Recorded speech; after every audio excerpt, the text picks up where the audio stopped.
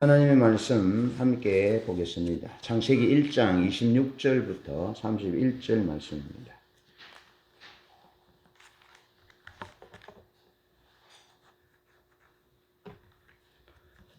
구약성경 창세기 1장 26절부터 31절 한 절씩 교독하겠습니다. 26절입니다. 하나님이 이르시되 우리의 형상을 따라 우리의 모양대로 우리가 사람을 만들고 그들로 바다의 물고기와 하늘의 새와 가축과 온 땅과 땅에 기는 모든 것을 다스리게 하자 하시고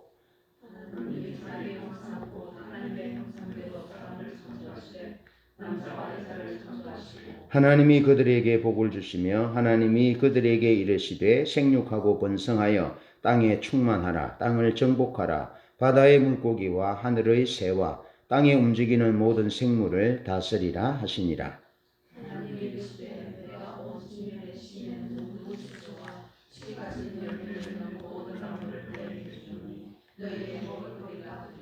또 땅의 모든 짐승과 하늘의 모든 새와 생명이 있어 땅에 기는 모든 것에게는 내가 모든 푸른 풀을 먹을거리로 주노라 하시니 그대로 되니라. 하나님이 지으신 그 모든 것을 보시니 보시기에 심히 좋았더라. 저녁이 되고 아침이 되니 이는 여섯째 날이니라. 아멘. 오늘은 지난 3주 전에 하나님의 말씀을 하나님의 의도와 목적이라는 주제로 말씀을 시작한 나머지 부분에 대해서 말씀을 나눕니다. 사람은 하나님의 걸작품입니다. 그래서 하나님이 사람을 지으시고 천지 만물을 지으시고 좋았다. So good. 그렇게 좋았다라고 말씀하셨고 사람을 지으시고 난 다음에는 so good, wonderful, 정말로 좋았다는 겁니다. 예, 걸작품으로 사람은 하나님의 걸작품으로 지으셨는데 사람은 하나님의 형상대로 지음받았다 하는 겁니다.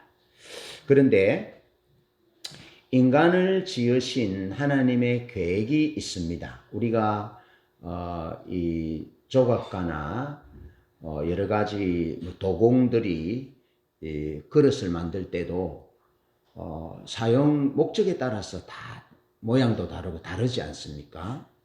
그러면 사람은 지으신 목적이 특별하다는 거죠. 예. 진화론주의자들이나 공산주의자들은 사람은 유물사관으로 영혼도 없다는 거죠. 그저 자신들의 목적을 이루기 위한 수단이고 도구일 뿐이라는 겁니다. 물건이라는 겁니다.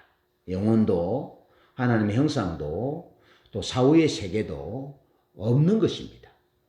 그런데 하나님이 사람을 그렇게 지었겠느냐라는 겁니다. 목적도 없이 지었겠냐라는 거죠.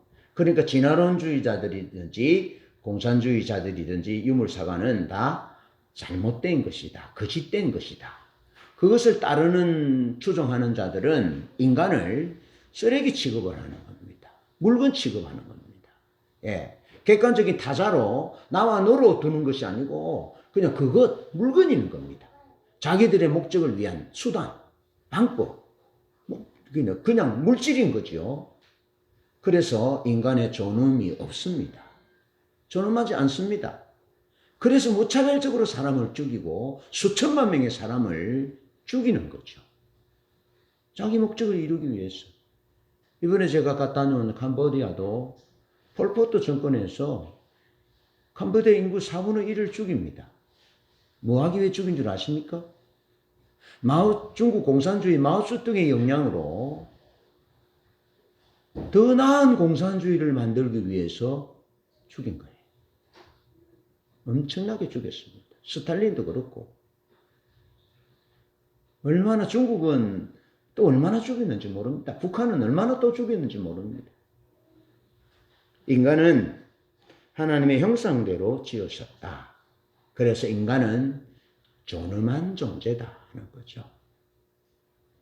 예, 경제활동을 좀 못해도 소중하고, 질병이 있어도 인간이기 때문에 소중하고, 남자와 여자가 소중하고, 아이와 어른이 소중하고, 소중하다는 거죠. 왜? 하나님의 형상대로 지음받은 걸작품이기 때문에 그렇다는 겁니다. 그러면 하나님은 인간을 왜 지으셨을까요? 그것은 하나님은 우리를 노동을 위한 도구로 지으시지 않으셨습니다.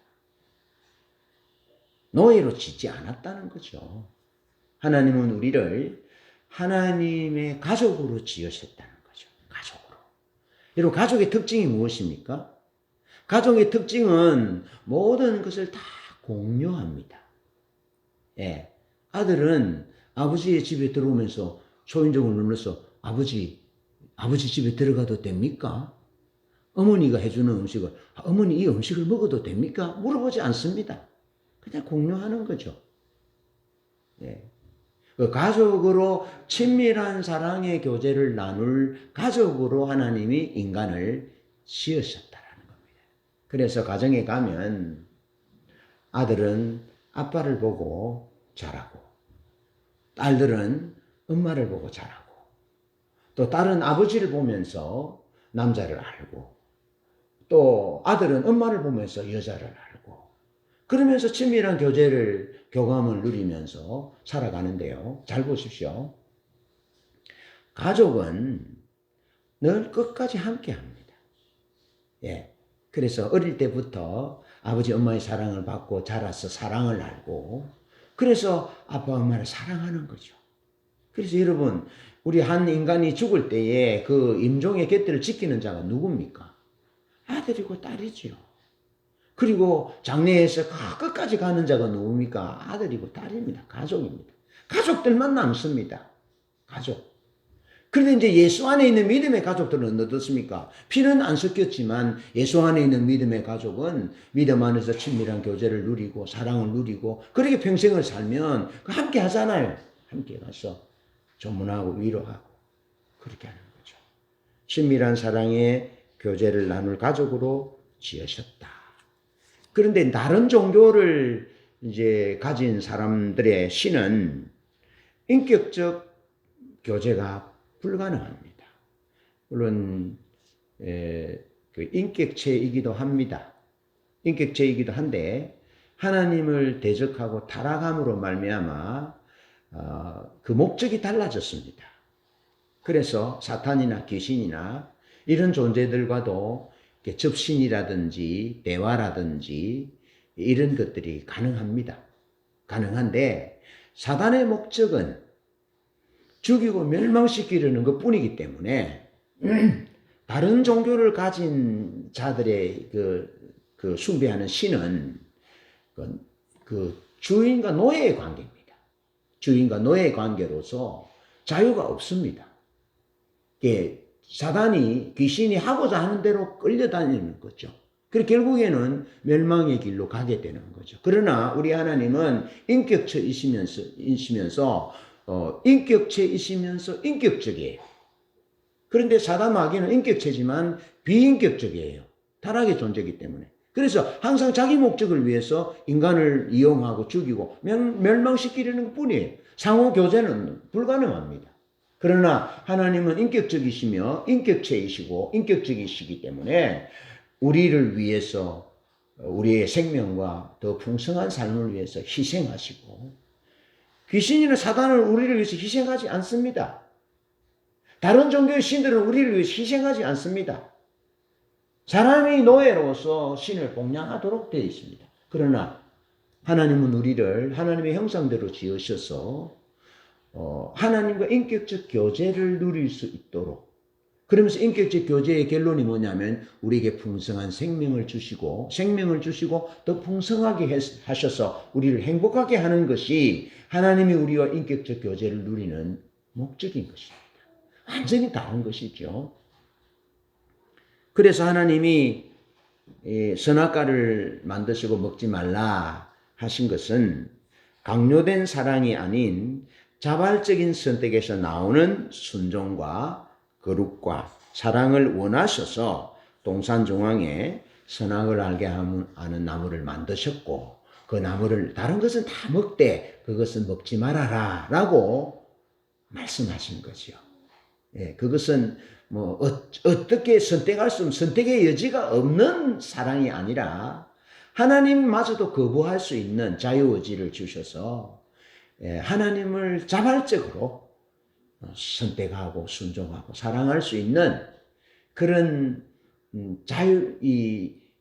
자유로운 인간, 자유의지를 준 인간을 하나님이 만드셨다라는 겁니다. 그런데 이제 사람은 사단의 게임에 넘어가서 하나님을 선택할 자유의지와 하나님을 거부할 의지, 두 의지 중에 하나님을 선택할 수 있는 의지를 상실해 버렸다는 겁니다. 그래서 사람이 한 번 태어나서 죽을 때까지 반드시 한 번 이상 죄를 선택할 수 있는 의지, 하나님을 거부하는 의지, 이 죄를 짓는 의지만 남았다는 겁니다. 그래서 신생아들을 태어나게 해서 격리 수용을 해도 이 아이들이 욕을 하고 나쁜 행동을 한다는 겁니다. 그것은 죄를 안 지을 의지를 상실해 버렸기 때문에 모든 인간은 태어나서 죽을 때까지 한 번 이상은 죄를 짓는 그런 의지만 남았다는 겁니다. 그래서 사람은 죄인이라는 겁니다. 태어나면서도 죄인이고 원죄가 있고 또 살면서 이 땅에서 죄를 짓기 때문에 반드시 죄인이고 성경에서 죄의 삭은 죽음이고 죽음 후에는 반드시 심판이 있다는 겁니다. 하나님의 나라로 갈 것이냐 지옥으로 갈 것이냐 심판이 있다는 겁니다.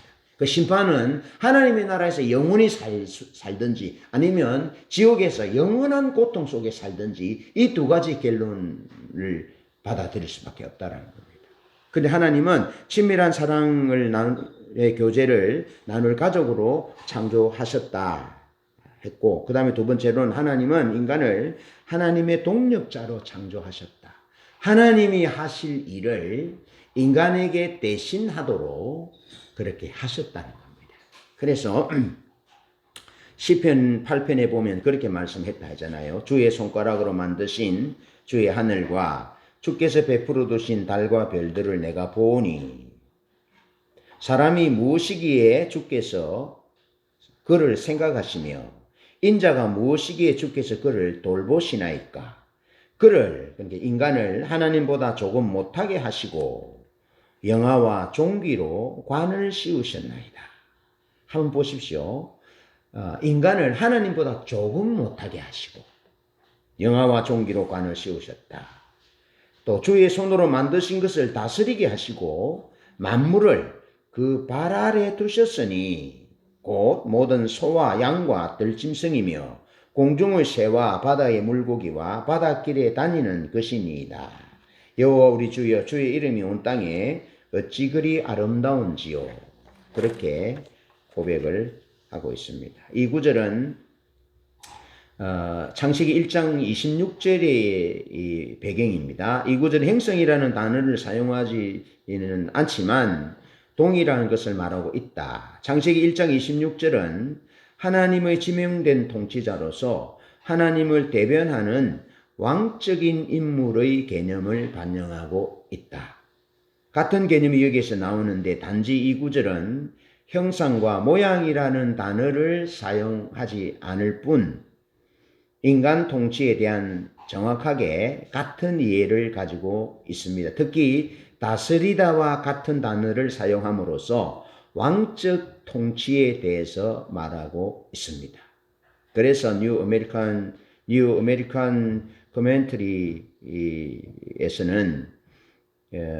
그 주석 시리즈 창세기 주석 시리즈에서 K.A. 매튜스 박사는 이렇게 말합니다. 우리의 구절, 창세기 1장 26절 다스리라는 구절은 그저 왕들이 아니라 모든 인간들이 하나님의 눈에는 특별한 왕의 신분을 가지고 있다고 선포한다. 하나님께서 그분의 피조물 중 인간에게 관할권을 맡긴 것은 놀라운 일이다. 왜냐하면 창세기 1장에서 2장 3절의 주된 교의가 하나님의 창조된 세계에 대한 하나님의 주권이기 때문이다. 그래서 10편 28편 기자는 그렇게 8편 기자를 놀라게 한 것은 바로 창조의 그 특징이었다는 겁니다. 그가 보기에 무한하신 분이 나약한 인간에게 그분의 통치의 영광의 관을 씌우셨다 하는 겁니다. 사람이 그만큼 존귀한 자인데 이름만 존귀한 자가 아니고 하나님이 천하 만물을 다스릴 수 있는 왕적인 권한을 인간에게 주셨다는 겁니다. 그런데 시편 기자는 그것을 표현을 이렇게 합니다. 하나님보다 조금 못하게 하시고 영화와 종기로 관을 씌우셨다는 겁니다. 할렐루야. 자, 우리 인간이 그런 존재라는 겁니다. 자, 그러면서 하나님이 하나님과 친밀한 교제를 나눌 가족으로 지으셨고, 그 다음에는 하나님이 하나님의 동역자로 우리를 창조하셨다는 겁니다. 누가복음 4장 5절로 7절에 보면 예수님이 성령에게 이끌려서 마귀에게 시험을 받으셨잖아요. 시험 중에 시험이 세 가지인데 첫 번째는 떡으로 예수님이 40일 동안 금식하셨거든요. 그러니까 떡으로 돌을 가지고 떡을 해 먹으라 라고 말씀하신 거예요. 말한 거예요. 사탄이 예수님께. 여러분, 돌을 가지고 떡을 해 먹으면 농사 지을 필요가 없지요. 자연의 질서가 무너지는 거죠. 예. 그러니까 하나님이 우리에게 원하는 삶은 씨를 뿌려서 콩을 심어서 콩을 얻고 팥을 심어서 팥을 얻는 삶, 정의를 심고 공의를 심으면 정의와 공의를 얻고 비진리를 심고 불의를 심으면 불의를 얻는 그런 심은 대로 거두는 질서를 인간에게 주셨다는 겁니다. 이게 하나님의 질서인 겁니다. 그래야 사회가 유지되는 거지요. 예. 또 거룩하고 희생적인 삶은 사는 자에 대한 보상이 주어지게 되는 거죠. 근데 사탄은 어떻게 말합니까? 그 하나님 세운 질서 소용없어. 예. 부모 형제도 도덕도 필요 없어. 이 공산주의자들이 지금 하는 행동들이지요. 진보주의 주의자들이 하는 일이 이 얘기입니다. 예. 자기들이 원하는 더 나은 세상을 위해서 교육을 장악하고 인간을 장악하고 그래서 막 종으로 부리잖아요. 수단 삼잖아요. 이번에 중국 길림성입니까? 어딥니까? 길림성 거기 노동자들이 쿠데타를 일으키고 하잖아요. 급료를 안 줘서. 자기 목적을 위해서 마음대로 하나도 안 되니까 그런 일들이 일어나는 거죠. 사단이 하는 예수님이 40일 동안 굶주린 예수님께 와서 돌을 가지고 떡을 해 먹으라는 거죠. 예. 하나님의 질서 그 따위 소용없어. 깡그리 무시하고 돌로 떡을 해 먹으라는 거죠. 그때 예수님께서 뭐라 말씀하시냐면 사람이 떡으로만 사는 존재가 아니다. 사람은 하나님의 말씀으로 사는 존재다.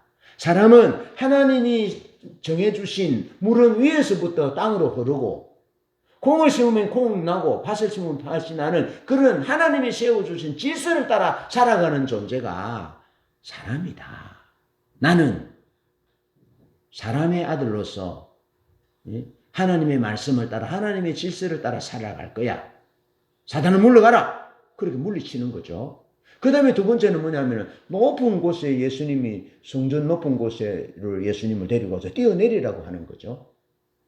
여러분 성전에 높은 곳이 있습니다. 높은 곳이 있는데 어느 곳에서 뛰어내리라 했겠느냐 그렇게 말할 때 사람들이 보는 곳에 예수님 뛰어내리라고 했다라고 보는 거죠. 그런데 그때 당시에는 시계가 없잖아요. 시계가 없잖아요. 시간을 따라서 하나님 앞에 예배드리고 그렇게 했거든요. 그렇게 이제 예배드릴 시간을 알 수 있도록 거기 높은 곳에 표시를 하는 겁니다. 그럼 사람들이 성전에 이제 높은 곳이 여러 곳이 있는데 더 높은 곳도 있지만 어떤 곳에서 예수님을 뛰어내리라고 했을까 할 때 사람들이 늘 그 보는 높은 곳에서 예수님 뛰어내리라고 한 거죠. 그러니까 사람들이 보는 앞에서 뛰어내리라. 그러면 천사들이 너의 발을 받아서 네 발이 돌에 부딪히지 않게 하면 사람들이 박수를 칠 거 아니냐, 인기가 절정으로 오를 것이 아니냐, 그러면 네가 원하는 목적을 이룰 것이 아니냐라고 말하는 거죠. 그때도 사탄은 예수님의 말씀을 이게 바꿉니다. 뭐냐면 예수님의 말씀은 우리가 하나님의 말씀을 따라 살면 물 한 잔 드리세요, 집사님.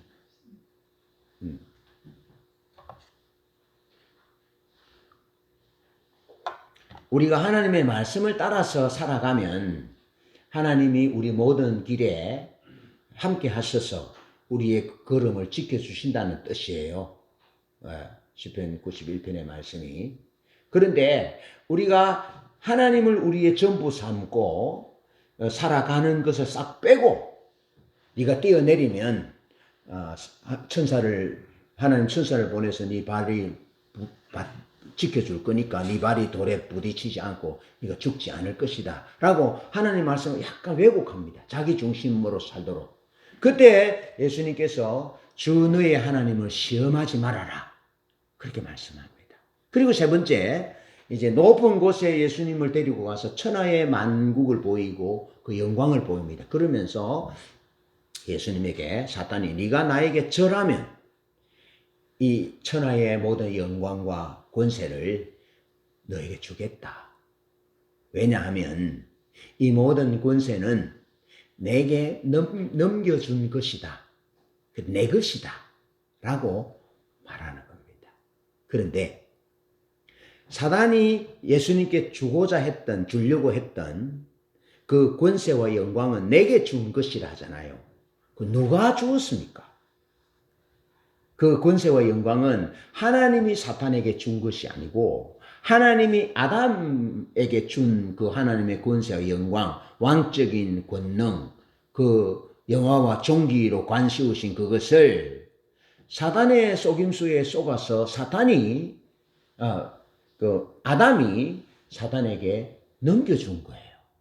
알겠죠? 내가 이것을 너에게 준다라는 그런 의미가 아니고 하나님의 통치에 순복할 때 하나님이 주신 영화, 종기, 왕적인 권위가 더 아름답게 빛났어요. 알겠죠? 그 능력과 영광과 권능이 하나님을 왕 삼고 하나님이 주권적인 통치 안에 있을 때는 아담이 모든 동물들의 이름도 짓고 아담이 지나갈 때 하나님 지나가네 할 정도로 하나님과 조금 못한 그런 왕적인 권세가 아담에게 있었어요. 그런데 사단이 아담에게 와서 어떻게 합니까? 선악과를 따먹으면 네가 하나님처럼 된다. 따먹어라. 그래서 하나님처럼 되고 싶은 마음에 사단의 유혹에 동의해서 사단이 지시하는 그 선악과를 따먹은 거죠. 예. 그렇게 행동함으로 아담에게 주어진 왕적인 권세가 사단에게로 넘어가 버렸다는 겁니다. 그래, 그 말이에요. 이것은 나에게 넘겨준 것이므로. 그러니까 하나님이 아담에게 준 권세는, 왕적인 권세는 최종적인 권세였다는 겁니다. 하나님이 주고 안 주고가 하는 것이 아니고 아담이 사단에게 넘겨줄 정도로 하나님은 사람을 그렇게 왕적인 권세를 주셔서 하나님의 동력자로, 하나님의 대리자로, 섭정왕으로 그렇게 하나님이 사람을 지으셨다는 겁니다. 그래서 하나님은 인간을 동력자로 지으셨다. 그런데 성경은 사탄을 세상의 신, 세상의 임금, 공중 권세 잡은 자로 표현하고 있다는 거죠. 그래서 아담이 사단에게 동의함으로 사단의 질서를 받아들이므로 아담에게 주어진 그 왕적인 권위와 권세를 사단에게 넘겨주고 말았다는 겁니다. 그래서 인간을 향한 하나님의 계획은 첫 번째로 친밀한 교제를 나눌 가족으로 지으셨고, 두 번째로는 하나님은 인간을 하나님의 동력자로 지으셨다. 하나님의 목적을 위한 동력자로 아담과 하와를 인간을 지으셨다 하는 겁니다. 그러면서 하나님은 인간에게 이제 큰 세 번째로 하나님은 인간을 하나님의 모든 생명을 누리도록 창조하셨습니다. 하나님의 생명을 누리도록 창조하셨다. 창세기 2장 7절로 9절을 한번 함께 읽어보겠습니다.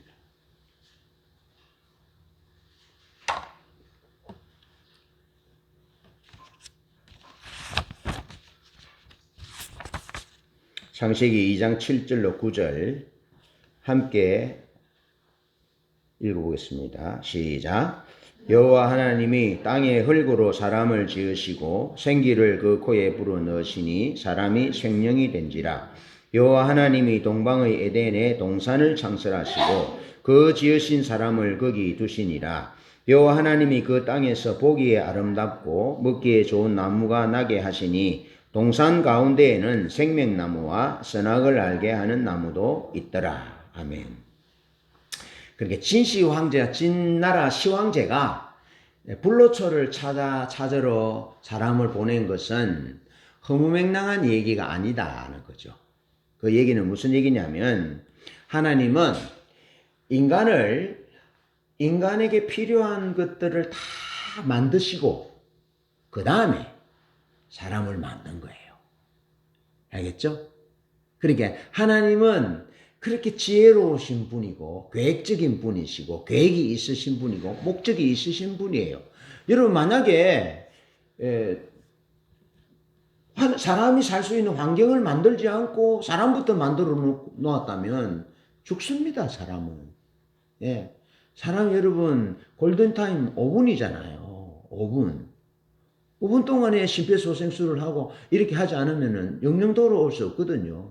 그런데 천지 만물을 짓기 전에 사람부터 만들었다면 그는 우리 인간의 생존이 불가능한 거죠. 그런데 하나님은 다 사람을 살 수 있도록 물고기와 새와 다 만들고 땅의 식물들을 만들고 해와 달을 다 만들고 공기와 산소를 만들고 다단한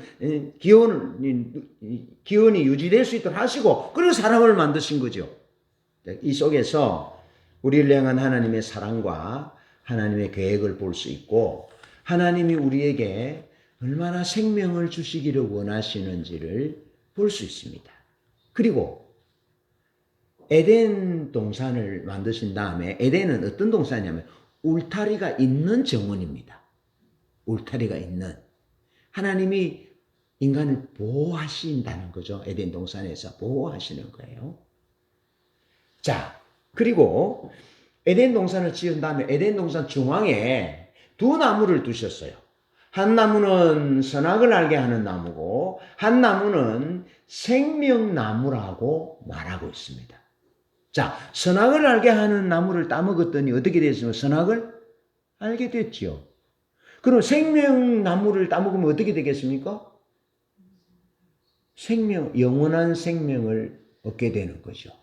그래서 하나님은 아담과 하와가 타락한 다음에 사망의 존재가 된 다음에는 생명나무 열매를 따먹을까 봐 천사들을 지켜서 두루도는 화영금과 천사들을 통해서 이 생명나무를 따먹지 못하도록 지키셨다라고 성경이 말하고 있습니다. 저주받은 상태에서 보세요. 저주받은 상태에서 질병이 있는 상태에서 영원히 산다고 한번 생각해 보세요. 그것은 영원히 사는 것이 축복이 아니죠. 저주인 거죠. 고통스러워서 질병이 와서 죽게 되었는데 너무 고통스러운데 영생하는 열매를 따먹어서 영원히 살게 되면 고통스러운 상황에서 영원히 살아야 되니까 하나님이 생명나무 열매를 따먹지 못하도록 천사들을 통해서 막으셨다는 겁니다. 그리고 이 아담과 하와를 에덴 동산에서 추방하잖아요. 그런 것입니다. 여러분 그런데 요한계시록에 보면 20장, 21장, 22장 보면 하나님의 나라에 대해서 묘사하고 있거든요. 하나님의 나라의 묘사가 어떠냐면 하나님의 보좌가 있습니다. 하나님의 보좌에서부터 생명수의 강이 흘러납니다.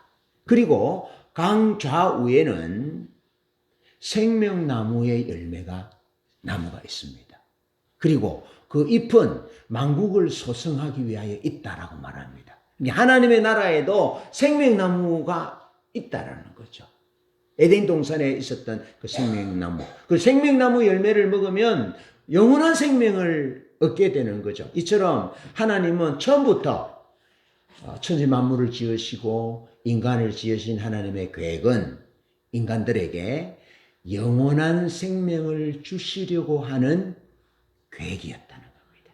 그래서 예수님은 요한복음 14장 6절에 내가 곧 길이요 진리요 생명이다. 나를 믿는 자는 죽어도 살겠고 무릇 살아서 나를 믿는 자는 영원히 죽지 않을 것이다 라고 말씀하시는 거죠. 그러니까 눈에 보이는 생명나무를 따먹어도 영원한 생명을 얻는데 거기는 접근이 불가능하게 됐잖아요. 그런데 하나님은 눈에 보이는 예수를 우리에게 보내셔서 생명을 주시기를 원하셨던 것입니다. 영원한 생명을 주시기를 원하셨던 거죠. 그래서 예수님을 믿는다라는 표현을 요한복음에서는 이렇게 말합니다. 예수님을 먹는다. 예수님을 마신다. 내 살을 먹는 자는, 내 피를 마시는 자는 영원히 살 것이다 라고 말씀하는데, 그것을 다른 표현으로 말하면 예수님을 믿는 자는, 예수님을 구주로 영접하는 자는, 그 예수님을 믿고 예수님을 구주로 영접하는 그 가시적인 행동이, 지난번에 상준이 아버지 교회 오셨을 때 성찬식 할 때 포도주 드셨죠. 또 떡 드셨잖아요. 빵. 그것이 진리에 대한, 진리가 이제 언어로 주어지는데 언어가 그림으로 표현되어지는, 그것이 뭐냐면은 포도주 잔에, 포도주의 붉은색이 피를 상징하고, 또 우리 몸은 떡이 몸을 상징하는 거죠. 그럼 드셨잖아요. 그것이 집에서 그냥 먹으면 빵인데, 집에서 포도주를 한잔하면 그냥 포도주인데, 이것이 기도하여 하나님 앞에 드려졌고 하나님의 말씀대로 포도주와 떡을 이 예수님의 몸으로, 예수님의 피로 믿음으로 받아들일 때, 그것이 그림 언어로 가시적인 진리가, 생명되는 진리가 가시적인 언어로 우리에게 표현되어지는 겁니다. 그래서 예수님을 먹고 예수님의 살을 먹고 예수님의 피를 마시는 자는 영생을 얻었고 라고 말씀하는 거죠. 그래서 예수님이 내가 길이요 진리요 생명이다라고 말씀하는 겁니다. 그래서 예수님을 믿는 자는 영생을 얻었고 라고 말씀하는 거죠. 그래서 인간을 향한 하나님의 계획은 하나님의 모든 생명을 누리도록 창조하셨다라는 겁니다. 그래서 신명기 30장 15절로 20절을 우리 한 번 더 읽어봅니다.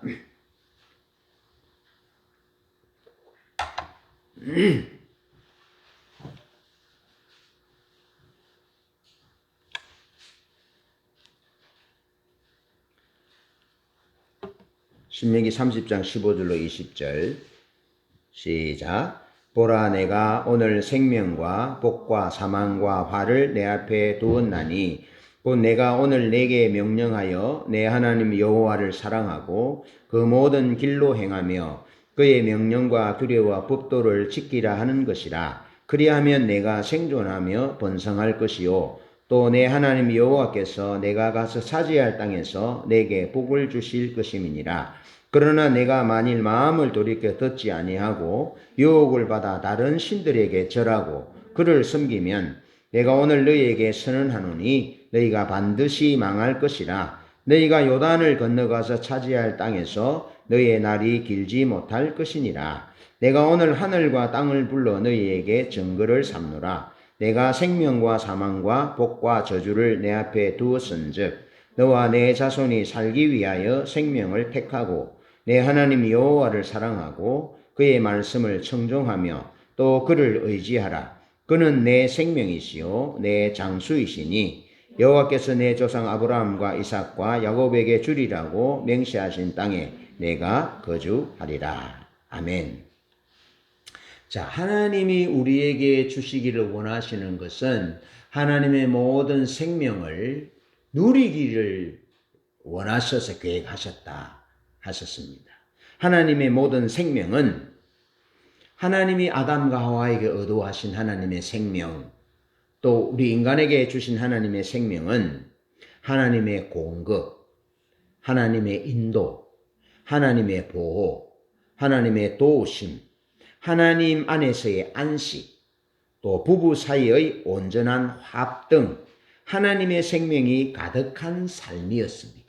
하나님은 인간에게 그것을 주시기를 원하셔서 인간을 에덴 동산에 두시고 생명나무도 선악과를 알게 하는 나무도 두셔서 선악과 나무를 먹지 마라 하셨고 그 외의 모든 것을 먹도록 하셨다는 겁니다. 자, 그런데 오늘 신명기 30장 15절로 20절에 보니까 인간을 향한 하나님의 뜻은 항상 생명임을 보여주고 있습니다. 자, 보십시오. 저를 보십시오. 하나님은 우리에게 한쪽에는 생명과 복의 길을 열어주시고 한쪽에는 사망과 저주의 길, 두 길을 우리 삶 앞에 두셨어요.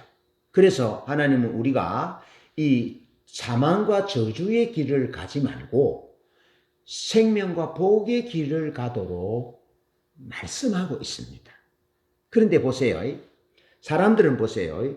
우리 아버지도 연세가 드셔서 돌아가셨고 우리 조부, 우리 정조부, 고조부 다 돌아가셨잖아요.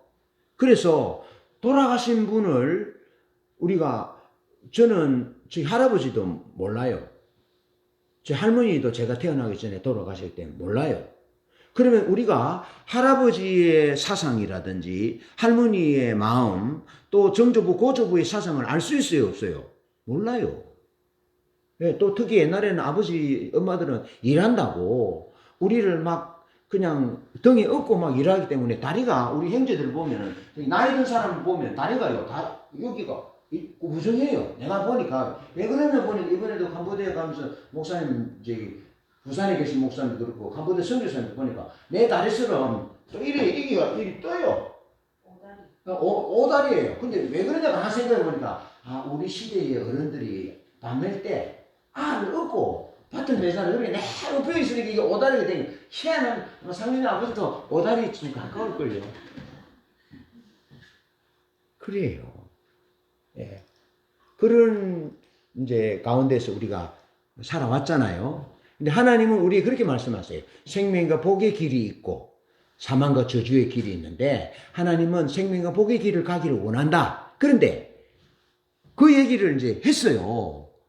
우리에게 했는데 우리가 뭐 열심히 일하다 보니까 아이들에게 가르칠 수 없는 상황이 있거든요. 그리고 잊어버릴 수도 있잖아요. 그러니까 하나님이 뭐라 그랬냐면은 하늘을 정인 삼는 거예요. 하늘. 그리고 땅을 정인 삼는 거예요. 하늘이여 들으라, 땅이여 들으라고 말하는 거예요. 그만큼 하나님의 이 명령은 불변하는 명령이고 세월이 지내도 하늘이 변합니까? 땅이 변했습니까? 안 변하잖아요. 그것처럼 하나님의 명령은 변함이 없는 명령이기 때문에 너희들이 내가 하늘을 부르고 땅을 불러서 맹세한 얘기를 들어야 한다. 그것은 뭐냐면 생명과 복의 길이 있고 너희 앞에 사망과 저주의 길이 있는데 내가 너희들에게 주고 싶은 것은 너희들이 걷기를 원하는 길은 생명과 복의 길을 걸어가기를 원한다. 네, 그것은 하나님을 선택하는 것이다. 하나님을. 그리고 하나님을 사랑하는 것이다. 하나님을 사랑하는 것이다. 그리고 하나님이 원하는 길로 가는 것이다. 아까 그랬잖아요. 사단이 돌을 가지고 떡을 해먹으라 했는데 예수님 뭐라 그럽니까? 그건 하나님의 길이 아니야. 나는 하나님의 길로 갈 것이야. 그래서 열심히 일해서 수입을 얻고 정의롭고 진실하게 살아서 정의로운 진실의 열매를 나는 먹을 거야 하는 것이 하나님의 길이고 예수님은 그 길을 선택했거든요. 그러니까 하나님이 우리가 생명과 복을 받으려면 첫째로는 하나님을 선택해서 하나님을 사랑해야 되고 두 번째로는 하나님이 정해두신 법칙과 길을 따라서 살아야 한다는 겁니다. 하나님의 길. 아시겠죠? 그 다음에 세 번째로 뭐냐면은 하나님의 말씀을 따라 계명과 법칙을 따라 살아가야 되는 겁니다. 아시겠죠? 그렇게 살아가면 하나님이 우리에게 복이 되신다. 복을 주신다는 겁니다. 그래서 잘 보십시오. 다시 한번 보세요. 복은 하나님이 생명이고 하나님이 복이에요. 그런데 우리에게 나타나는 인도, 보호, 공급, 부부간의 화목 이런 것들은 하나님을 우리가 생명이시고 복이신 하나님을 선택할 때 하나님을 사랑할 때 하나님의 길로 정해두신 길을 따라가고 하나님의 말씀을 순종하여 살아갈 때 하나님이 우리에게 주시는 보너스라는 겁니다. 알겠죠? 하나님이 우리에게 주시는 보너스가 물질적인 부요함, 건강함, 우리의 길을 엉뚱한 대로 따라가지 않고 바르게 갈 수 있도록 인도하심, 또 부부가 화목하게 되는 것들. 여러분, 예수 안 믿는 부부는 예수 믿는 사람 부부와 비교해 보면 격이 다릅니다. 부부가 화평하고 화목하도록 한 생명이시고 복이신 하나님이 우리에게 그런 보너스를 주시는 겁니다. 창준이 아버지 그렇죠? 우리 유미 집사님은 하나님이 주신 복이에요. 보너스예요.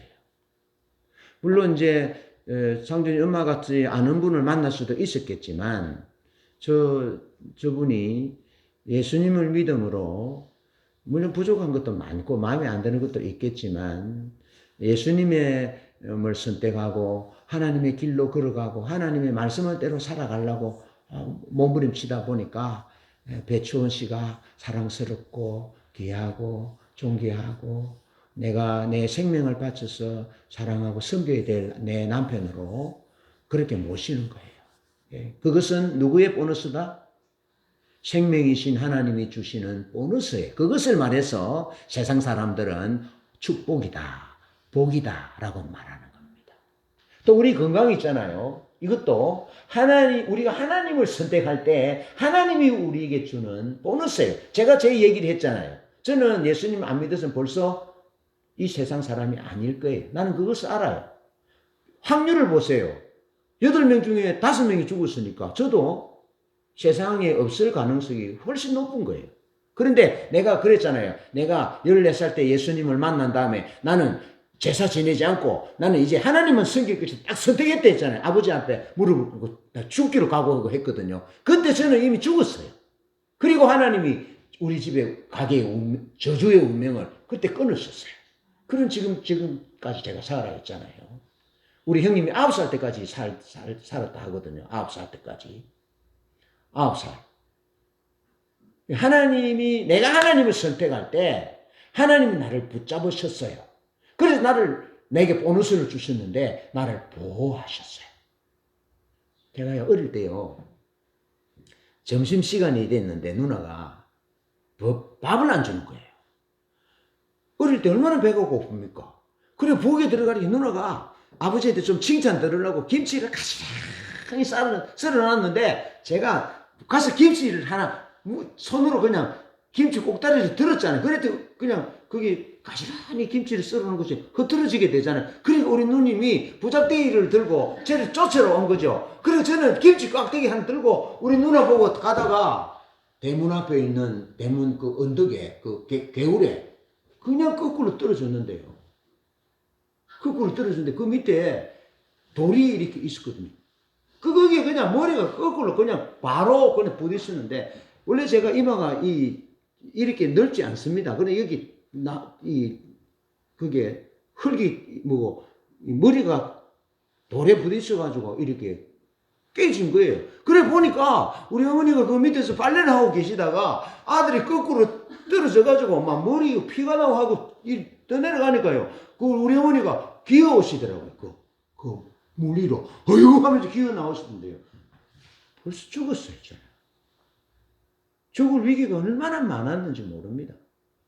오토바이를 타고 가면서 막 멋을 내고 다니는 이런 일들, 막 위험한 일들이 많았는데 하나님이 지켜주셨어요. 그 하나님이 보호하신 그것이 하나님의 생명이라는 겁니다.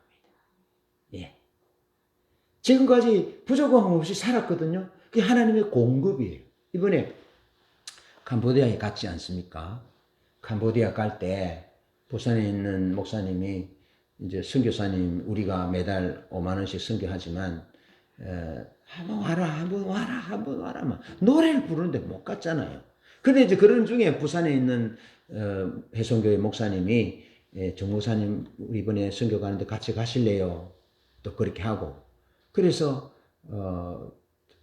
일단 기도해 보겠다고 하고 기도하니까 우리 두 부부가 하나님 보이는 환상에 비행기 앞에서 티켓을 들고 기다리고 있는 환상을 보이셨어요. 그래서 가겠다라고 했어요. 그랬더니 며칠 있다가 캄보디아에 있는 그 한국 식당을 하는 집사님이 계셔요. 그분이 한국에 나왔을 때 우리가 한번 만나서 함께 시간을 가졌던 적이 있습니다. 그분이 항공료라 그러면서 150만 원을 보내셨어요. 150만 원을 보내셨고 또 우리 누님이 매형이 이제 돌아가셨잖아요. 돌아가셨는데 해외 선교 사역 간다고 또 50만 원을 보내주시고 우리 조카가 또 아버지가 돌아가셨는데 우리 조카가 또 이렇게 보내주시고 그렇게 해서 이제 교회에서 우리 교회에서 또 선교비도 지원하시고 그래서 갔다 왔거든요. 갔다 왔는데 하나님이 이제 공급하신다는 겁니다. 그것이 하나님이 생명이신데 하나님이 복이신데 그 하나님을 선택하고 하나님이 이제 우리가 그냥 부산에 있는 목사님이 가실래요 그랬을 때 하나님의 의중을 물어보지도 않고 예 가겠습니다 하지 않고 하나님의 길을 물은 거예요. 가는 것이 하나님의 길인지 캄보디아에 안 가는 것이 하나님의 길인지 물어보고 기다렸다가 물어보니까 비행기 티켓을 들고 비행기 앞에 있으니까 그 길이 가라는 길이잖아요. 그래서 간다 했거든요. 그때부터 하나님이 이제 필요를 공급하신 거예요. 예. 오늘 마치고 갈 때 여러분들도 그 보너스, 작은 보너스를 하나씩 드릴 겁니다. 예. 유미 집사님이 좋아하는 캐슈넛도 하나 드릴 겁니다. 그렇습니다. 하나님이 복이십니다. 그런데 하나님을 선택해서 우리의 구세주로, 우리의 하나님으로 섬기기로 결단하면 하나님의 보너스가 우리에게 보호와 인도와 공급과 가정의 화목과 이런 여러 가지 축복의 모습으로 우리에게 주어진다는 겁니다. 그런데 성경은 또 이렇게 말해요. 한쪽에는 저주와 사망과 저주의 길을 말하고 있잖아요. 이건 뭐냐면은 너희가 하나님을 가까이 하면 하나님도 너희를 가까이 하고 너희가 하나님을 찾으면 하나님이 너희를 만나주지만 너희들이 하나님을 버리면 하나님도 너희를 버릴 것이다. 그렇게 말씀하는 거예요. 그래서 우리가 하나님을 버리면 생명을 버렸으니까 복을 버렸으니까 우리는 저주와 사망을 받을 수밖에 없다라는 겁니다. 그래서 하나님이 우리에게 모든 하나님의 생명을 누리도록 하셨다. 그래서 신바벨론 제국에 의해서 나라가 무너졌던 그 예레미야 시대의 이스라엘은 아시겠죠? 이스라엘은 하나님을 떠나 있는 상태였습니다. 하나님을 떠나 있으니까 하나님이 생명이고 복이고 하나님이 보호이시고 하나님이 공급이시고 그런데 하나님을 떠나 있는 상태이니까 외세 침략을 받게 된 거죠. 바벨로니아 신바벨론 제국의 침략을 받았는데 생명이고 복이고 장수고 보호고 공급이신 그 하나님을 버렸으니까 하나님도 그들을 버린 거예요. 아시겠죠? 그런데 여러분 그때 당시에는요 얼마나 많은 경제적인 부를 누리고 잘 살았는지 모릅니다. 그러니까 예레미야 2장 13절에 이렇게 말해요. 너희가 웅덩이를 팠는데 그것은 물을 가둬둘 수 없는 터진 웅덩이다라고 말하는 거예요. 그게 무슨 말이냐면 이스라엘은 이번에 캄보디아에 가니까 이제 건기라 가지고 비가 안 와요. 이스라엘도 이 비가 와야 농사가 되거든요. 그러니까 이제 물을 저장하는 거예요. 물을 저장하는데 웅덩이를 파고 거기 회를 칠하고 그러면 이제 물이 저장되잖아요. 그럼 저장한 물은 이스라엘은 물이 귀하기 때문에 물은 생명과도 같아요. 그래서 물을 얘기할 때는 생명수라고 말하고 이스라엘에서 물은 곧 생명과 직결되는 거예요. 그런데 그 물을 가둬둔 거예요. 이렇게 해를 칠해서. 그런데 하나님은 뭐라 말하냐면은 너희가 우물을 팠는데 그리고 물을 저장했는데 그 물을 가둬둘 수 없는 터진 웅덩이다라고 말하는 거예요. 무슨 얘기냐면 회를 파고 회를 칠하고 웅덩이 물을 가둬뒀는데 이 이스라엘이 생명이고 복이신 하나님을 떠나 있잖아요. 떠나 있다는 말은 하나님을 사랑하지도 않고 하나님의 길로 가지도 않고 하나님의 말씀을 순종하지도 않거든요. 그런 행위를 하나님을 떠난 행위다. 하나님을 버린 행위다는 거죠. 그리고는 어떻게 했다고요? 웅덩이를 파고는 그렇게 한 행동을 묘사하는 그 그림 언어가 웅덩이를 파고 회치를 하고 거기 물을 가둬둔 행동으로 묘사하는 거예요. 그런데 하나님은 그건 그 웅덩이가 터질 것이다. 어떻게 웅덩이가 터집니까? 회를 칠해서 견고한데, 돌처럼 견고한데. 하나님을 떠난 그들이 그 하나님께로 돌아오도록 하는 행위로서 지진을 보낸다는 겁니다. 지진을 보내면 어떻게 되겠습니까? 아무리 견고한 회가루를 칠을 해도 하나님이 지진을 보내면 그것이 균열이 가서 그 물이 어떻게 되겠습니까? 물이 쏟아질 수밖에 없죠.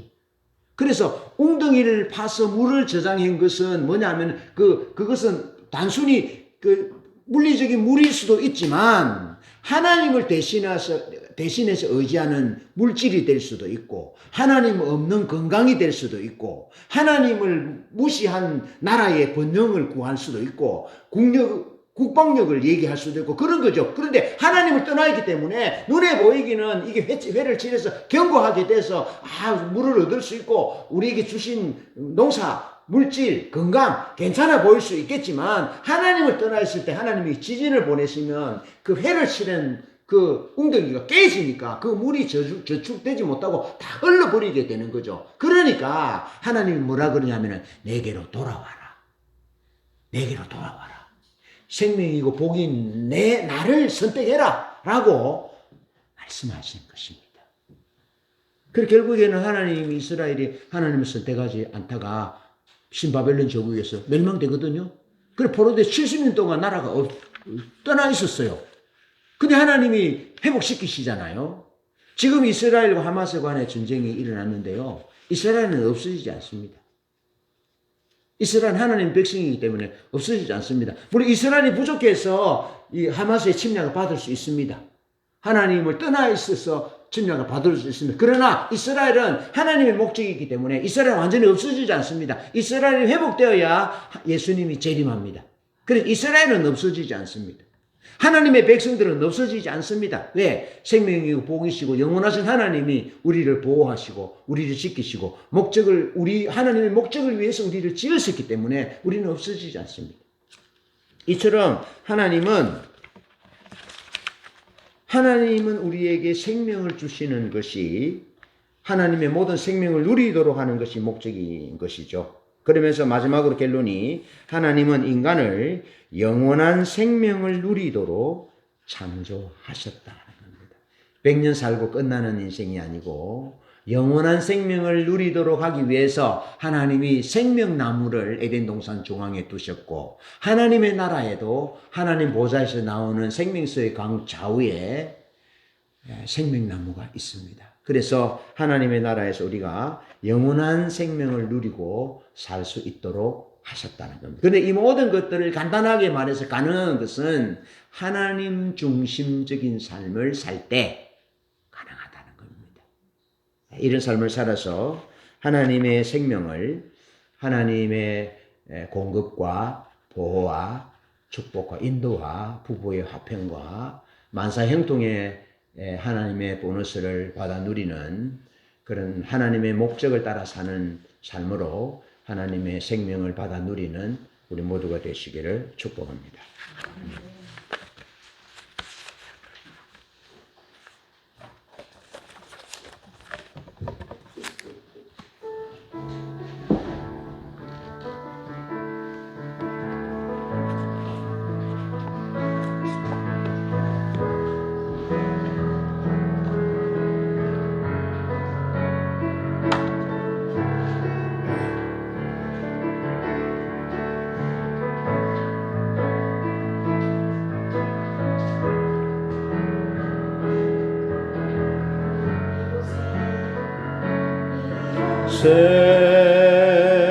함께 하시니 내 주님을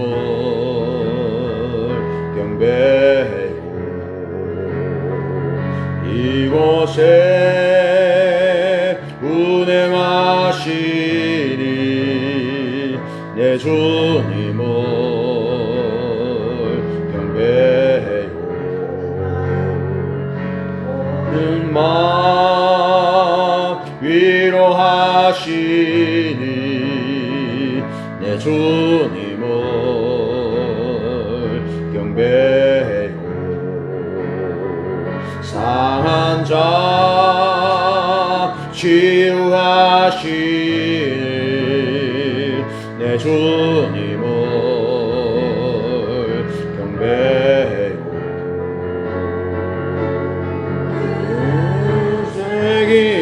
만드시는 주 큰 기적을 행하시는 주 그는 나의 하나님 그는 약속을 이루시는 주 어둠 속에 빛이 되시는 주는 나의 하나님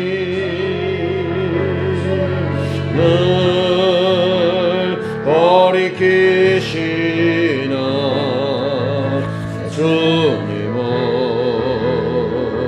경배하고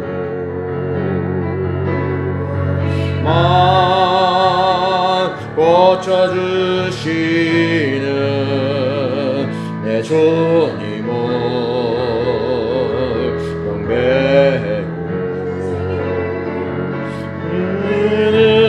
세계를 만드시는 주 큰 기적을 행하시는 주 그는 나의 하나님 그는 약속을 이루시는 주 어둠 속에 빛이 되시는 그는 나의 하나님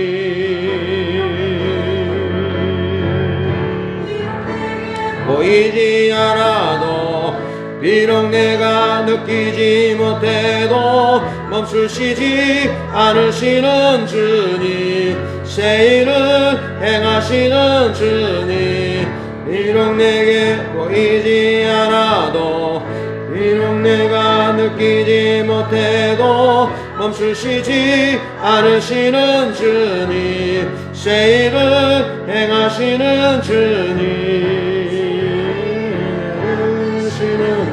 큰 기적을 행하시는 주 그는 나의 하나님